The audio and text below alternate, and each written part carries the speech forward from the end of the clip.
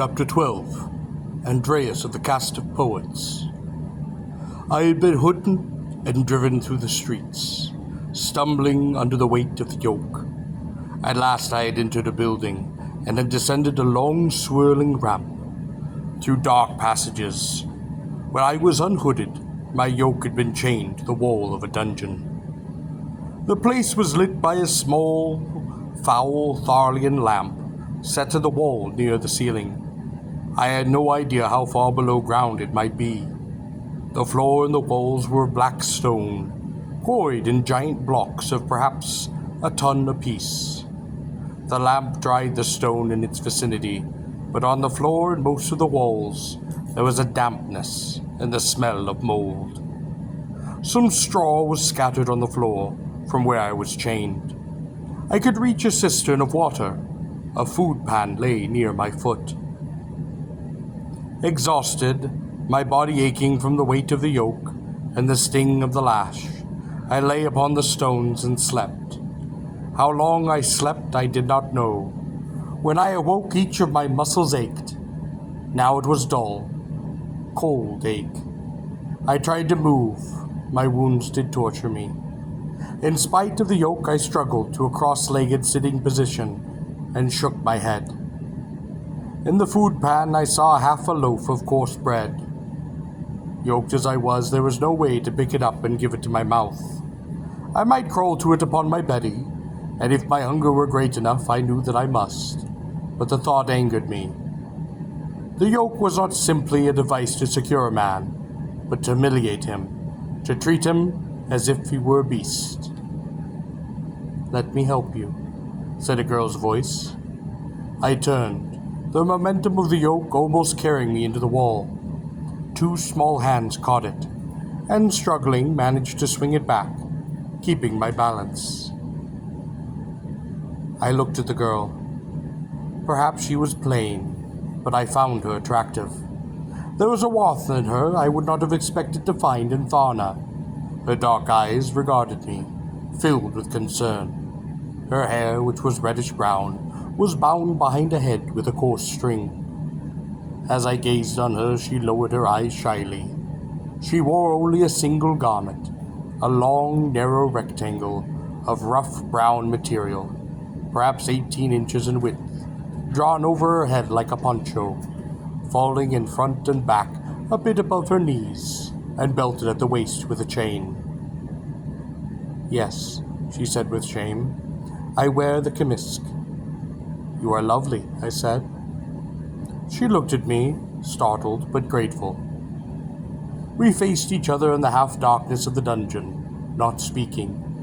There was no sound in that dark, cold place. The shadows of the tiny Tharlian lamp, far above, flickered upon the walls on the face of the girl. Her hand reached out and touched the silvery yoke I wore. "They are cruel," she said. Then, without speaking more, she picked up the bread from the pan and held it for me. I bit 2 or 3 voracious mouthfuls of the coarse stuff, chewed on it, and gulped it down. I noted her throat was encircled by a collar of gray metal. I suppose it indicated that she was a state slave of Tharna. She reached into the cistern, first scraping the surface of the water to clear it of the green scum that floated there, and then, in the palms of her cupped hands, carried water to my parched lips. "Thank you," I said. She smiled at me. "One does not thank a slave," she said. "I thought the women were free in Tharna," I said, gesturing my head toward the gray metal collar she wore. "I will not be kept in Tharna. I will be sent from the city to the great farms, where I will carry water to field slaves." "What is your crime?" I asked. "I betrayed Tharna," she said. "You conspired against the throne?" I asked. "No," said the girl. "I cared for a man." I was speechless. "I once wore the silver mask, warrior," said the girl, "but now I am only a degraded woman, for I allowed myself to love." "That is no crime," I said. The girl laughed merrily, and I loved to hear the sound, glad music of a woman's laughter, the laughter that so delights a man that acts on all of his senses like Culna wine. Suddenly it seemed I no longer felt the weight of the yoke. "Tell me about him," I said. "But first, tell me your name." "I am Lina of Tharna. What is your name?" "Darl." "Of what city?" "Of no city." "Ah," said the girl, smiling and inquiring no further. She would have concluded that she shared her cell with an outlaw. She sat back upon her heels, her eyes happy. "He was. Not even of the city." I whistled. That would be a serious matter in Gorean eyes. "And worse than that," she laughed, clapping her hands. "He was of the caste of singers." It could have been worse, I thought. After all, though the caste of singers or poets was not a high caste, it had more prestige than, for example, the caste of the pot makers or the saddle makers, and which it is sometimes compared. On Gor, the singer or poet is regarded as a craftsman who makes strong sayings, much like a pot maker makes a good pot, or a saddle maker makes a worthy saddle. He has his role to play in the social structure, celebrating battles and histories, singing of the heroes in the cities. But he is also expected to sing of living, and of love, and of joy, not merely of arms and glory. And too, it is his function to remind the Goreans from time to time of loneliness and of death, lest they should forget that they are men. The singer was thought to have an unusual skill, but so too were the Tarn Keeper and the woodsman. The poets on Gor, as in my native world, were regarded with some skepticism. Some thought them to be a little foolish, but it had not occurred to anyone that they might suffer from a divine madness, or be the parodic recipients of the inspiration of the gods, the priest-kings of Gor, who served as the divinities of this rude and desolate planet. Inspired, but awe, and occasional fear, men lived in truce with the priest-kings, keeping their laws and festivals, making the required sacrifices and liberations, but on the whole forgetting about them as much as possible. Had it been suggested to a poet that he had been inspired by a priest-king, that fellow would have been scandalized. "I, so-and-so of such and such a city, made this song. Not a priest-king," he would say. In spite of some reservations, the poet or singer was loved on Gor. It had not occurred to him that he owed misery and torment to his profession, and on the whole the caste of poets was thought to be a most happy band of men. A handful of bread for a song was a common Gorean invitation extended to members of the caste, and it might occur upon the lips of a peasant or ubar, and the poet took great pride that he would sing the same song in both the hut of the peasant and the halls of the ubar, though it won for him only a crust of bread in one, and maybe a cap of gold in the other. Gold old and often squandered on a beautiful woman who might leave him nothing but his songs. Poets on the whole did not live well on Gor. They never starved.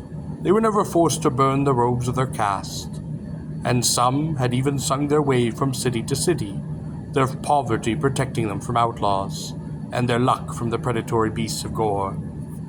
9 cities, long after his death, claimed the man who, centuries ago, had called Koraba the Towers of the Morning. "The caste of poets is not so bad," I said to Lina. "Of course not, but they are outlawed in Tharna." "Oh." "Nonetheless," she said, her eyes quite happy, "this man, Andreas of the desert city of Tor, crept into the city looking for a song, he said." She laughed, but I think he really wanted to look behind the silver masks of our women. She clapped her hands with delight. "It was I," she continued, "who apprehended and challenged him. I who saw the leer beneath his grey robes and knew him for a singer. In my silver mask I followed him, and determined that he had been within the city for more than 10 hours. "What is the significance of that?" I asked, for I had heard something of the sort before. "It means one is made welcome in Tharna," said the girl, "and this means one is sent to the great farms to be a field slave, to cultivate the soil of Tharna in chains until one dies. Why are strangers not warned of this, I asked, when they enter the gates? Oh, that would be foolish indeed, would it not? Laughed the girl. For how then would the ranks of field slaves be resplendent? I see, I said, now understanding for the first time something of the motivation behind the hospitality of Tharna. As one who wore the silver mask, continued the girl, it is my duty to report this man to the authorities. Yet I was curious, for I had never known a man not from Tharna. I followed him until we were alone, and then I challenged him, informing him of the fate that lay before him. Then what did he do? She dropped her head slyly. He pulled away my silver mask and kissed me so that I could not even cry for help. I smiled at her. I had never been in the arms of a man before, for the men of Tharna may not touch a woman. I must have looked puzzled. The caste of physicians, she said, under the direction of the High Council of Tharna, arranges these matters. I see, I said. Yet, she said, though I had worn the silver mask and counted myself a woman of Tharna, when he took me in his arms, I did not find the situation unpleasant. She looked at me, sadly. I knew then that I was no better than he, no better than a beast, worthy only to be a slave. You do not believe that? I demanded. Yes.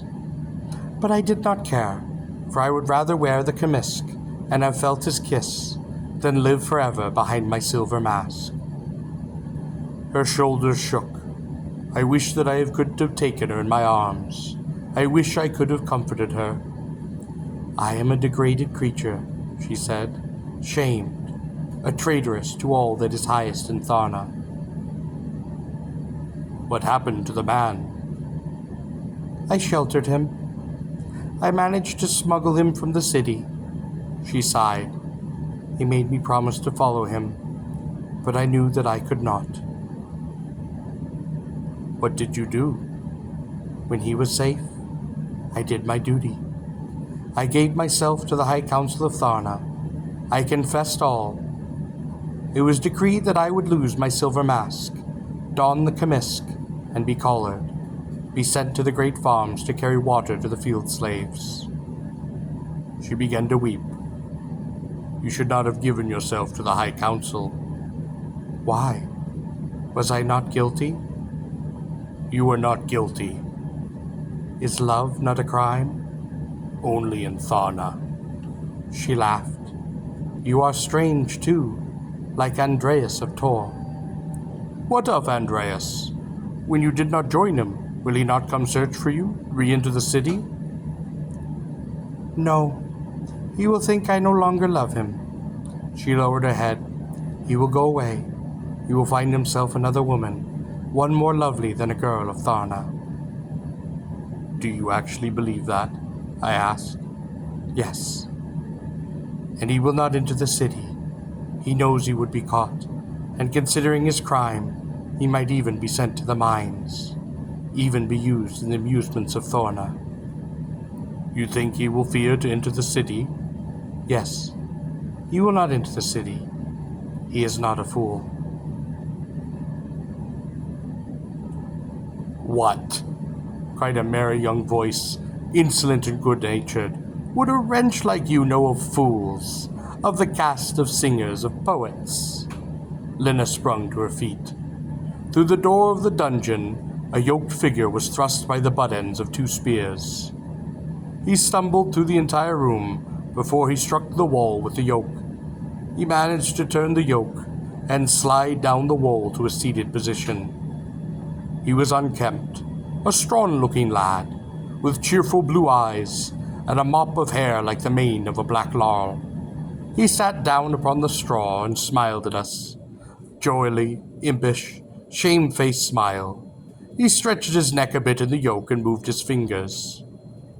Well, Lena, he said, I have come to carry you off.